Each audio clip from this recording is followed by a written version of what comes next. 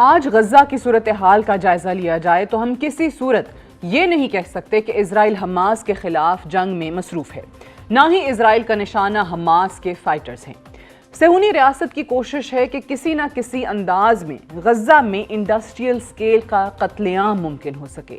نہ پرواہ ہے کہ مرنے والا کون ہے اور نہ ہی پرواہ ہے کہ دنیا کیا کہے گی۔ گزشتہ 3 ہفتے سے جاری کارروائی اس بات کی دلیل ہے کہ اسرائیل صرف اور صرف خون چاہتا ہے۔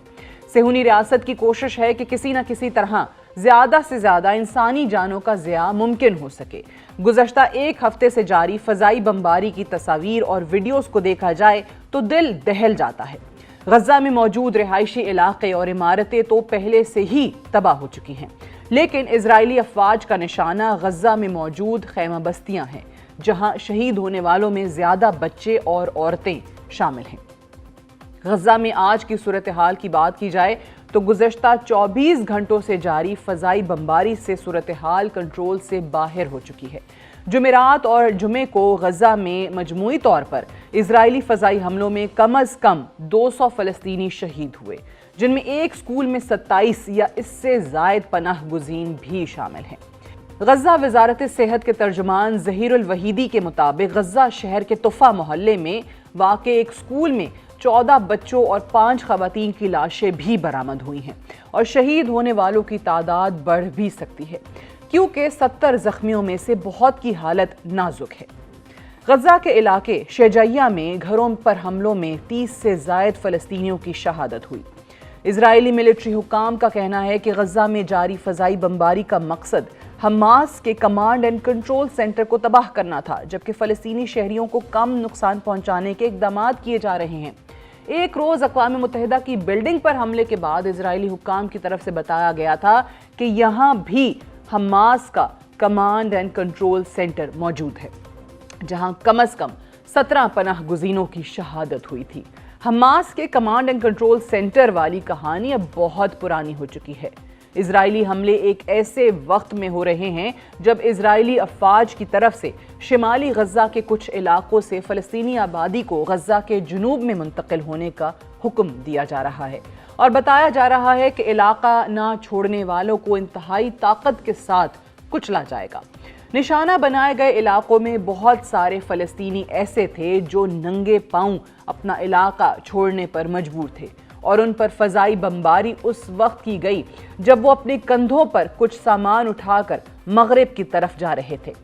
فضائی بمباری کے بعد کئی گھنٹے کسی کی کوئی مدد کرنے والا نہیں ہوتا تھا۔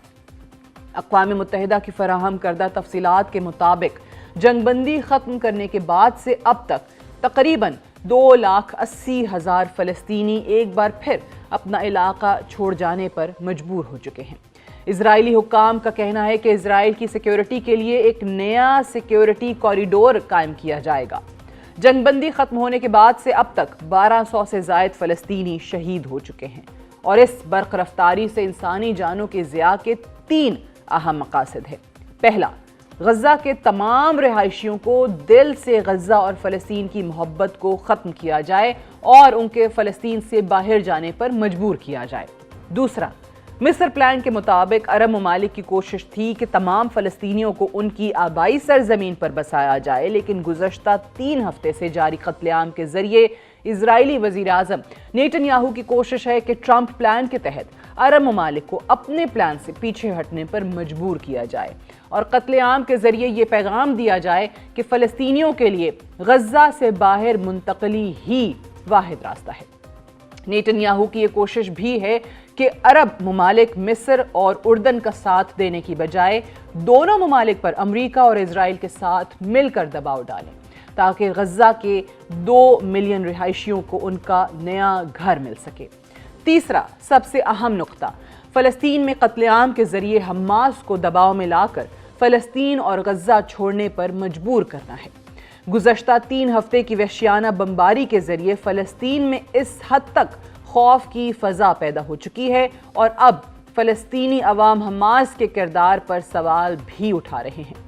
گزشتہ 4 ہفتے سے ایندھن، ادویات، خوراک اور پینے کے پانی کی بندش کا مقصد بھی حماس اور غزہ کے رہائشیوں کو پیغام ہے کہ ٹرمپ کے پلان پر رضامندی کا اظہار کریں اور فلسطین کو بھول کر یہاں سے چلتے بنے، مگر افسوس گزشتہ 3 ہفتے کی اسرائیلی بمباری پر بھی دنیا خاموش ہے اور سب کی توجہ صدر ٹرمپ کی ٹیرف پالیسیز پر ٹکی ہوئی ہے۔